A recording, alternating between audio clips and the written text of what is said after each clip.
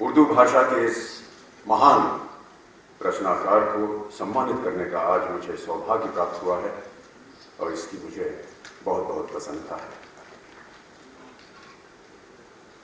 मैं तो कलाओं की उस दुनिया का एक बाशिंदा हूं जहां हम दूसरे के लिखे शब्दों, संकेतों और निर्देशों का अनुगमन करते हुए अपनी अपनी क्षमता के अनुसार काम करते हैं। और शब्द की सत्ता कितनी बड़ी है ये आप सबको बताने की आवश्यकता नहीं है। हम भारतवासियों ने तो आदिकाल से शब्द को ब्रह्म की संज्ञा दे रखी है। आप सब लेखक और कविगण इस शब्द ब्रह्म की साधना करते हुए उस अवस्था को प्राप्त कर लेते हैं जब इस सत्ता के आप स्वामी बन जाते हैं।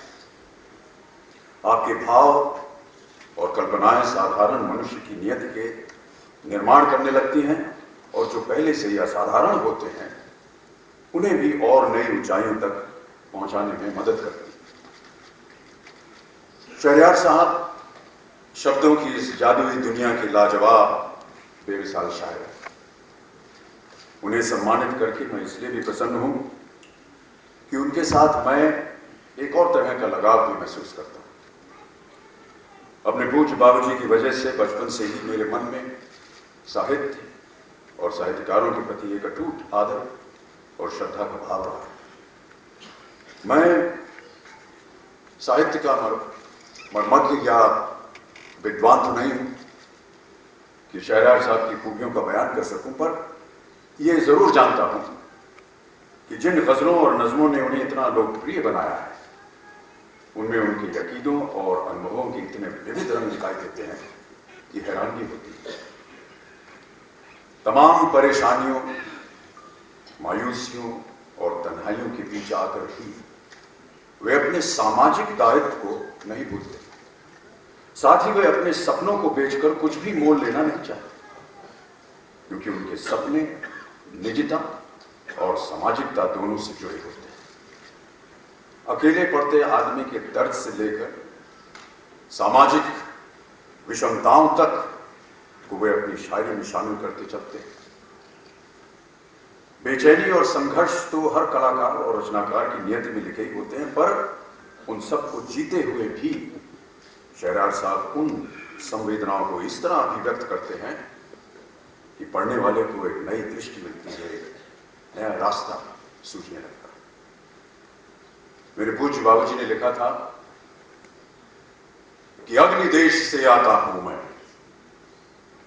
अग्नि देश से आता हूं मैं, झुलस गया तन, झुलस गया मन, झुलस गया कवि कोमल जीवन, किंतु अग्नि वीणा पर अपने दग्ध कंठ से गाता हूं मैं, अग्नि देश से आता हूं।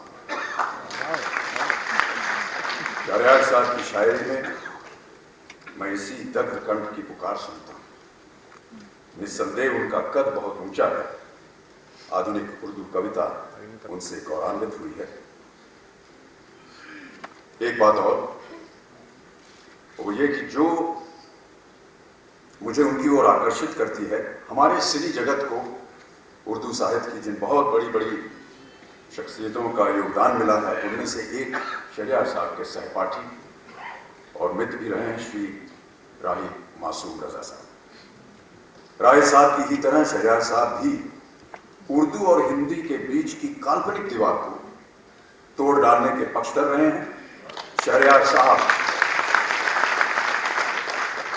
साहब खुद हिंदी उर्दू की मिली जुली गंगा जमुनी संस्कृति में जिए, हमारी इसी सांझी तहजीब के नुमाइंदे हैं और निहायत ही सेकुलर अदीब हैं।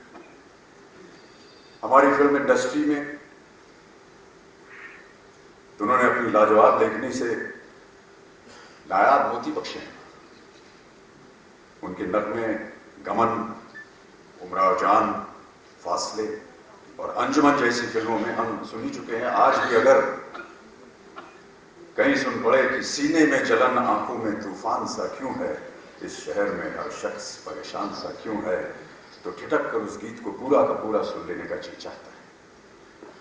उमराव जान का तो एक एक गीत लोगों को उनकी शायरी का दीवाना बना चुका है। प्रेम और पीड़ा की शाश्वत अनुभूतियों से उपजे विराट जीवन दर्शन को समेटे ये गीत कभी पुराने नहीं पड़े, कभी भुलाए नहीं गए। जुस्तजू जिसकी थी उसको तो न पाया हमने, इस बहाने से मगर देख ली दुनिया हमने। और ये जो दुनिया देखी उसमें आंखों और ख्वाब के बीच अपनी शायरी को बुनते हुए वे कभी हार मानने को तैयार नहीं हुए। सारी दुनिया में अमन, सुकून और खुशहाली का माहौल हो, इसकी जिद शहरयार साहब को बहुत बड़ा शायर बना देती है। उनकी कुछ पंक्तियां सुनाता हूं कि माना साहिल दूर बहुत है, माना दरिया है तूफानी, कश्ती पार नहीं होने की लेकिन कोशिश तो करनी है, आखिर कोशिश तो करनी है। ये कोशिश हम करते रहें तो बकौल शहरयार साहब के, जो जहां है कदम जमाए रहें, जो जहां है कदम जमाए रहें, क्या खबर कब जमीन चलने लगे। जो जहां है कदम जमाए रहें, क्या खबर कब जमीन चलने लगे। कुछ न कुछ कर गुजरने की इस शिद्दत से प्रेरणा दे दी गई है। ये भी कहते हैं कि आंधी की जद में शम्माए तमन्ना जलाई जाए, आंधी की जद में शम्माए तमन्ना जलाई जाए, जिस तरह भी हो लाज जुनून की बचाई।